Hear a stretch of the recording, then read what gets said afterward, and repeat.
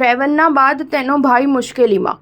Police ફરિયાદમાં કહ્યું, મને દુષ્કર્મના કેસમાં ફસાવવાનું કાવતરું રચાયું. કર્ણાટકની હાસન જિલ્લાની પોલીસે પ્રજ્વલના ભાઈ અને જેડીએસ એમએલસી સૂરજ રેવન્નાને બ્લેકમેલ કરવાના આરોપમાં 2 લોકો વિરુદ્ધ એફઆઈઆર નોંધી છે. આરોપ છે કે લોકો સૂરજ રેવન્નાને ખોટા યૌન શોષણના આરોપમાં ફસાવવા માટે બ્લેકમેલ કરી રહ્યા હતા. કર્ણાટકમાં સેક્સ સ્કેન્ડલના આરોપમાં ફસાયેલા જેડીએસના પૂર્વ સાંસદ પ્રજ્વલ રેવન્નાના ભાઈ સૂરજ રેવન્નાને ખોટા યૌન શોષણના કેસમાં ફસાવીને બ્લેકમેલ કરવાનો મામલો સામે આવ્યો છે. એફઆઈઆર અનુસાર સૂરજ અને તેના એક નજીકના શિવકુમારે ચેતન અને તેના એક સંબંધી વિરુદ્ધ ફરિયાદ નોંધાવી છે.